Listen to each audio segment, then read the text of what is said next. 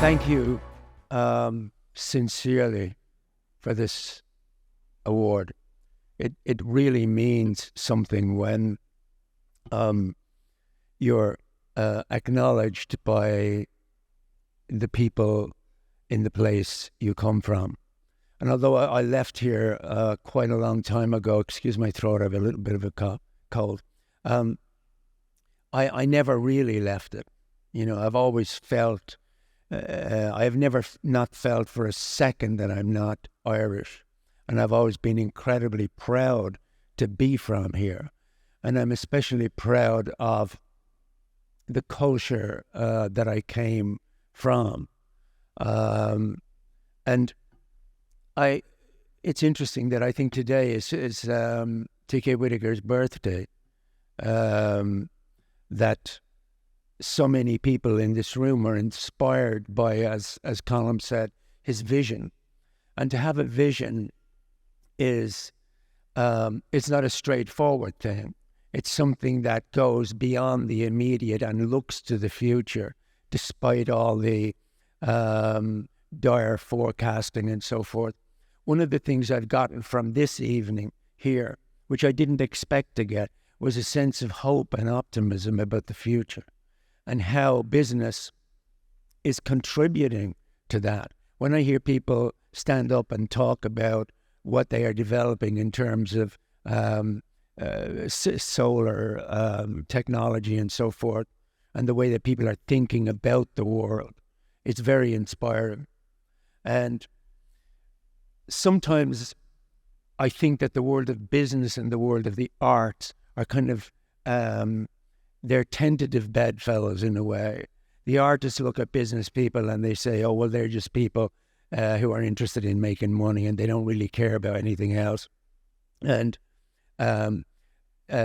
sometimes the business community looks at artists and says, oh, you know, they're just the people who go out and, you know, put on plays and basically waste their time doing stuff that really nobody cares that much about.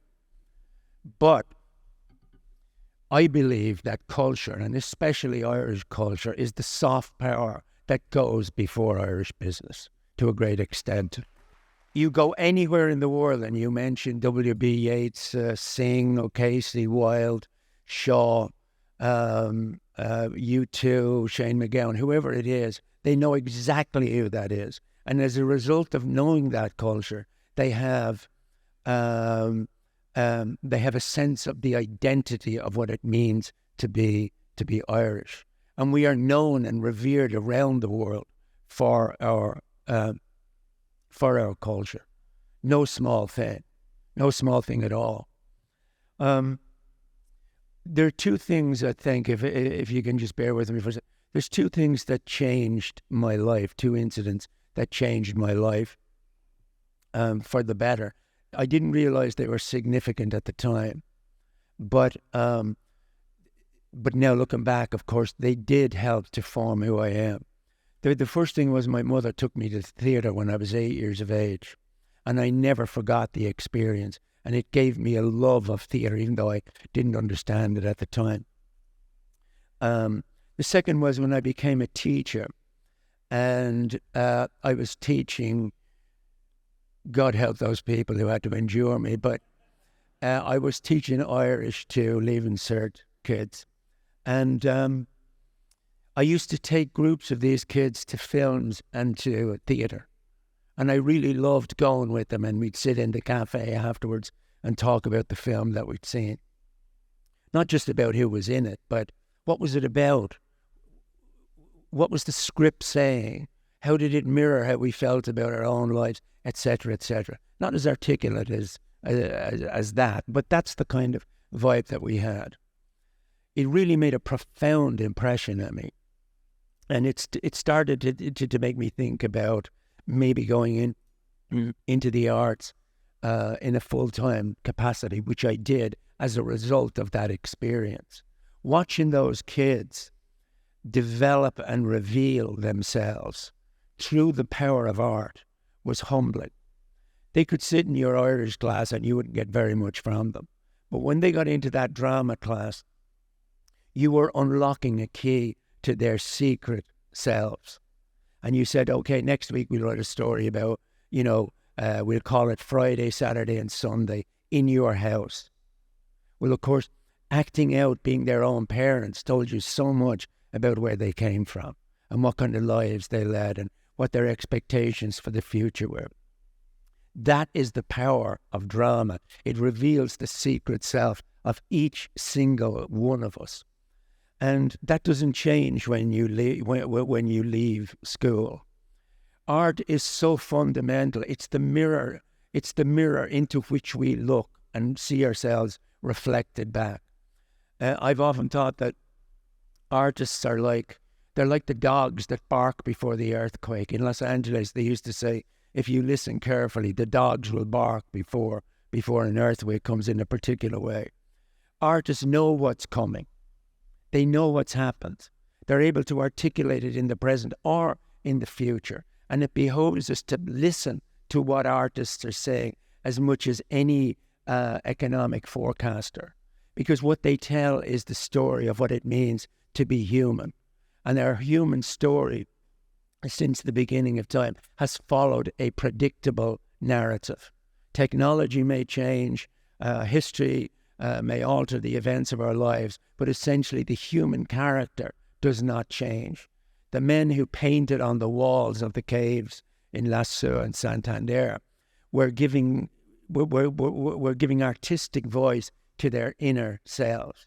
We still do that today, whether it's going to the movies or the theatre or reading novels or going to hear music. We need to hear back who we are. Now, in relation to that point of the business and the arts world kind of not coming together, there is a tremendous advantage in business in being associated with the arts. And there's a tremendous benefit for the artist to be associated with business. It's called show business for a reason. Because you can't...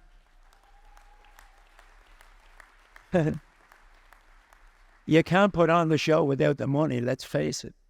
The other thing that changed my view of the world was being an immigrant.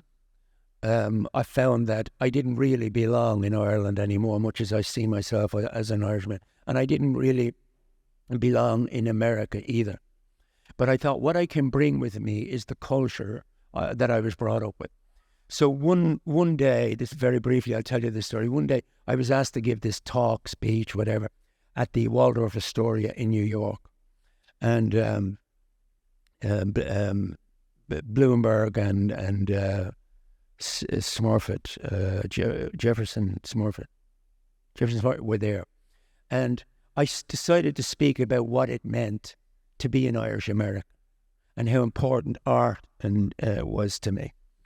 And I thought, we have nowhere in New York that reflects who we are artistically. The French, the German, the British, the Ukrainian, all of them had beautiful sites that expressed who they were culturally. We were in a rundown building on 57th Street, rat infested, literally. And I gave a speech about this, how important it is to establish your presence culturally and to bring into that presence business, to bring business people in and let them be part of a vision of what it meant to be Irish and that it would benefit both of us equally. So I thought about this idea of building an Irish art centre that would be first and foremost a centre for culture, a centre for business and a social centre for not just Irish culture, but for every culture in New York. Now that seemed like a crazy idea at the time, that night. And I'll always remember, there's a man here called Tim O'Connor, who was the Consul General in New York at that time. He tapped me on the shoulder and he said, "Brother, Wall Street meets Broadway. Let's do this." That's what he said, simply. And he and myself, he and I got together and began the very kind of tentative steps towards building this building. Last year we opened from nothing, and with the help of the business community of New York, the Irish business community especially, we raised $72 million and opened that thing. If you look at the list of businesses that have contributed to that, from Goldman Sachs to every major corporation in America, by dint of that policy of bringing corporate sponsorship and donation in, we did the journey together. And now they're as proud a part of that building as we are. It is the primary, if not certainly, maybe not the primary, but you have Carnegie Hall and you have a couple of other places, but you now have the Irish Arts Centre, a huge venue. The reason I tell you that is because when business and the arts come together, we find that we're not that far apart at all. And in terms of giving to the arts community, it's not really about giving to the artists. It's about giving to the community. So if you take a local community and you localize it and you put on, say, an amateur play in a town, what does that amateur play do? It brings the people of the town together. The butcher underwrites it or gives a few quid to it. And the woman in the hairdressers advertise it. The people do the costumes, the hair, the lighting. It brings the entire town together. That's a microcosm of business and the arts right there. And from that moment of coming together, nothing is quite the same again. So if you can donate time, energy, money in a localized way, you begin to change the fabric of society, because those kids will grow up with a sense of what it means to be alive in this world, and with the knowledge that you give back. And by giving back, you contribute to another generation. But most of all, what art does, no matter who we are, it helps us to find who we are ourselves. Because if we didn't have art, we would have no journey to make. We would have nowhere to go. And our ancestors in those caves, drawing on the caves, understood it. Nothing really has changed terribly much in terms of what we know and what we don't know about what it means to be human. But the way we can better the world, Dame Louise was talking about her incredible achievements, absolutely brilliant. But we all have it within us in a small way to change the world we live in by becoming local and by meeting your artist friends halfway and seeing that it will benefit you, not just in terms of the logo on your building, but in terms of your brand as a company. To be associated with that is something that I think people are beginning to recognize. We are a company that gives back to the arts. We support arts locally. The arts are associated with us. So for me to accept this award, the Whitaker Award, he was a visionary. But what I have to say is we're all visionaries.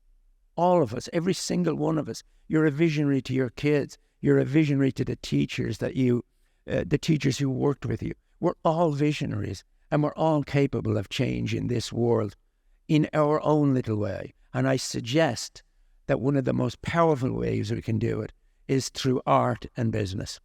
Thank you.